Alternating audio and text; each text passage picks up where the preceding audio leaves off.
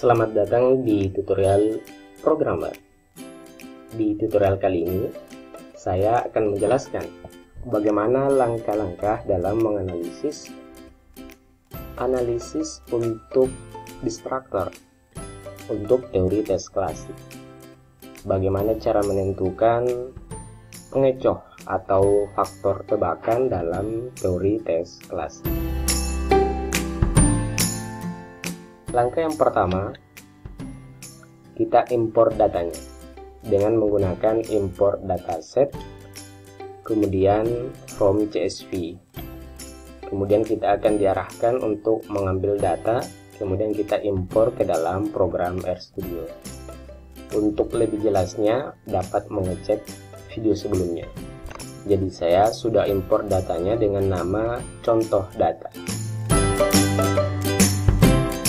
Jadi ini datanya item pertama sampai dengan item 30. Jadi terdapat 30 item atau 30 butir. Langkah selanjutnya setelah kita import datanya, yakni kita install packages yang digunakan. Packages yang digunakan ada dua, yang pertama CTT dan Psychometric. Setelah kita install packages-nya, untuk lebih jelasnya bagaimana cara menginstal packages di program RStudio, dapat juga mengecek video sebelumnya tentang bagaimana cara menginstal packages dalam program R atau program RStudio. Setelah kita install packages-nya, kita aktifkan dengan menuliskan kata library CTT atau library Psychometric.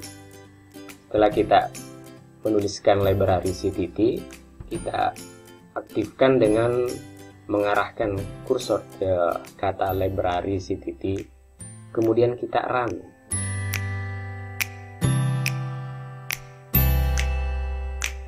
Selanjutnya library Psychometric. Setelah kita aktifkan, kita menuliskan data kunci, jadi kunci jawaban dari 30 item atau 30 butir berdasarkan contoh data yang kita impor ke dalam program RStudio. Jadi penulisannya data key, kemudian sama dengan C, kemudian item pertama misalkan kuncinya adalah D, kemudian item kedua kuncinya adalah C, item ketiga D, dan seterusnya. Kemudian kita arahkan kursor, kemudian kita run. Kemudian kita cek data key-nya, data kuncinya. Selanjutnya kita ubah data berdasarkan contoh data. Jadi opsinya kan ada opsi A, B, C, dan seterusnya. Kita ubah menjadi data score. Penulisannya adalah score.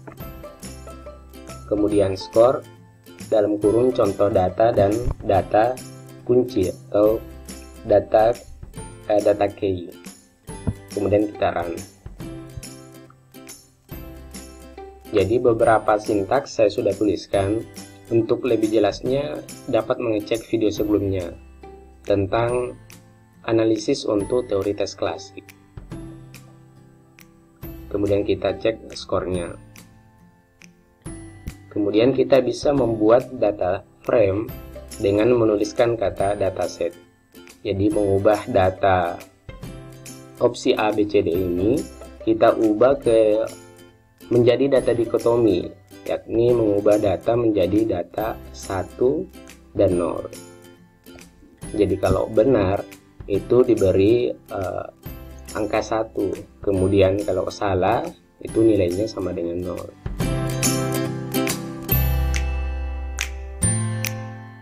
Kita run dataset, kemudian kita run kembali dataset.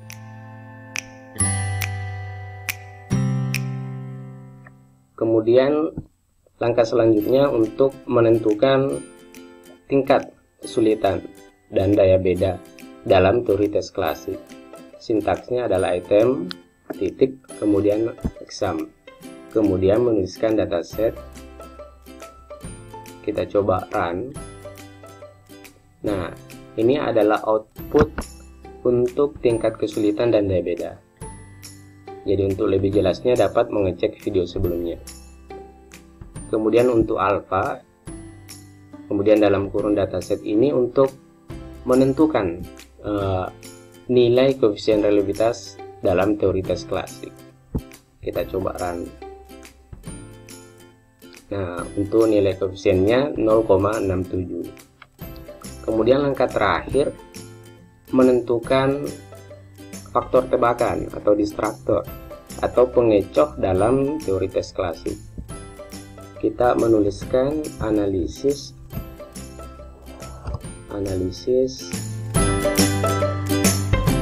Jadi selanjutnya kita menuliskan analisis distraktor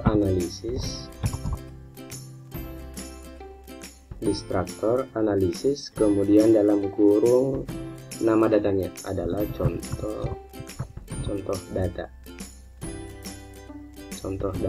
kemudian koma untuk data key,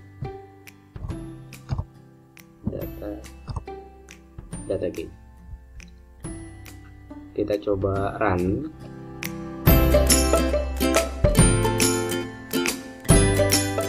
Nah, ini dia adalah output atau hasil dari distraktor atau faktor tebakan dalam teori tes klasik.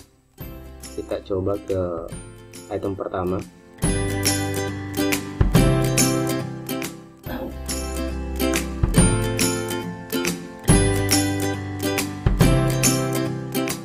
Nah, ini adalah item pertama. Jadi opsi A, B, C, dan D. Jadi yang bintang ini menunjukkan bahwa item pertama kuncinya adalah D. Kemudian opsi A sebanyak 18 responden ya. Jadi menunjukkan bahwa responden jadi ada 18 yang memilih A. Kemudian ada 32 responden memilih B, kemudian C 56, kemudian D sebanyak 43. Atau opsi A, jika dilihat dari persentase 0,12, artinya 12% memilih opsi A. Kemudian 0,21 sekitar 21% memilih opsi B. Kemudian C 37%, kemudian D 28%. Jadi cukup sekian untuk tutorial kali ini. Bagaimana cara menentukan distraktor, pengecoh atau faktor tebakan dalam teori tes klasik. Nantikan tutorial selanjutnya. Semoga channel ini bermanfaat. Terima kasih.